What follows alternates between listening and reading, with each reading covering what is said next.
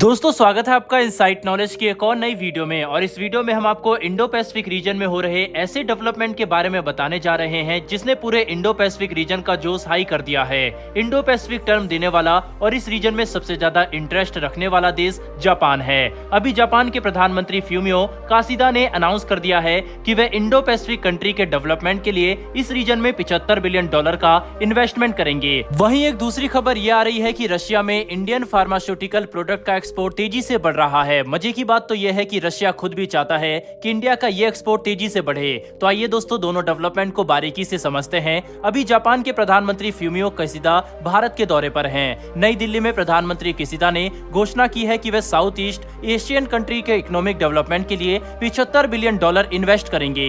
ये amount investment, credit, assistant और grant के रूप में दी जाएगी। वहीं पर इस पैसे का उपयोग इंडस्ट्रियल डेवलपमेंट और डिजास्टर प्रिवेंशन के लिए किया जाएगा। प्रधानमंत्री काशिदा ने इंडो पैसिफिक के डेवलपमेंट और सिक्योरिटी के 4 पिलर बताए। ये 4 पिलर हैं इस रीजन में सेफ्टी मेंटेन करना, वेरियस प्लेटफॉर्म के थ्रू ग्लोबल कनेक्टिविटी डेवलप करना, सी और स्काई में सेफ्टी इंश्योर करना और इंडो पैसिफिक कंट्री के साथ ग्लोबल इशू को डील करना। दोस्तों जिस तरह से जापान आगे आकर इंडो पैसिफिक रीजन में पैसों की बारिश करने वाला है, उससे इंडो पैसिफिक का मिजाज बदलने वाला है। जापान ने इंडो पैसिफिक कंट्री के डेवलपमेंट और सिक्योरिटी को लेकर जो सीरियसनेस दिखाई है, उससे संभव है कि इंडो पैसिफिक रीजन के कंट्री क्वाड के पीछे गोलबंद होंगे और चाइना से दूरी बनाएंगे। इस अनाउंसमेंट के बाद उन देशों में एक कॉन्फिडेंस आएगा। एक जॉइंट स्टेटमेंट में प्रधानमंत्री नरेंद्र मोदी ने काशिदा के इस स्टेटमेंट को समर्थन देते हुए कहा कि भारत ग्लोबल साउथ कंट्री के डेवलपमेंट को लेकर बहुत ही गंभीर है। प्रधानमंत्री काशिदा के अनाउंसमेंट और पीएम मोदी के स्टेटमेंट के कन्वर्सेशन को देखें तो स्पष्ट है कि ये दोनों देश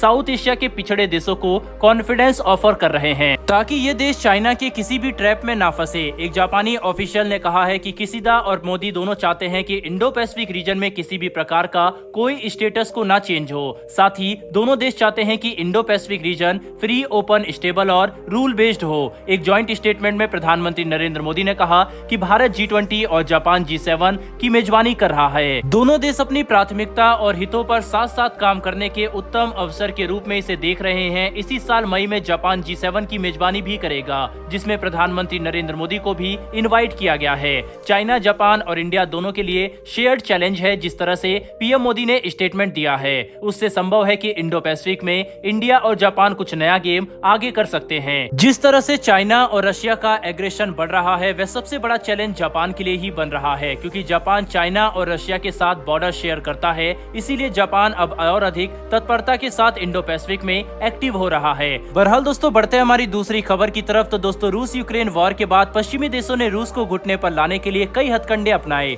जिसमें से एक था रशिया में फार्मास्यूटिकल्स प्रोडक्ट के इंपोर्ट को बाधित करना। वहीं पर अपने लेवल पर पश्चिमी देश इसमें सफल भी रहे, लेकिन पश्चिमी देश इस बात को भूल गए कि भारत फार्मा प्रोडक्ट का एक बहुत बड़ा प्रोड्यूसर है और ये सभी तरह के इकोनॉमिक सैंक्शन को अंगूठा दिखाते हुए रशिया को फार्मास्यूटिकल प्रोडक्ट एक्सपोर्ट कर सकता है।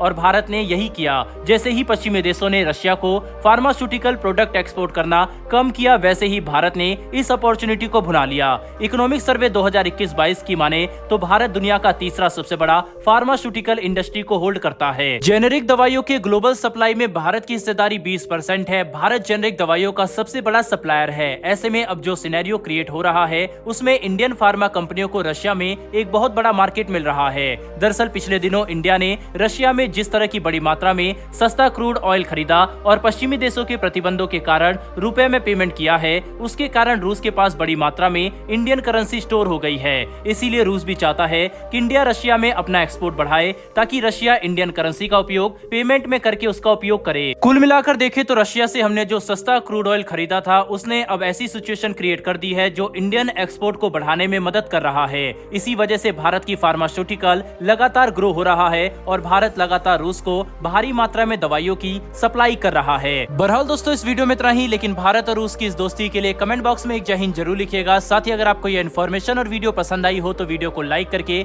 हमारी आने वाली डेली ऐसी वीडियो के लिए चैनल को सब्सक्राइब कर बेल नोटिफिकेशन अवश्य दबा ले। फिर मिलेंगे ऐसी एक नई वीडियो के साथ। धन्यवाद। जय हिंद।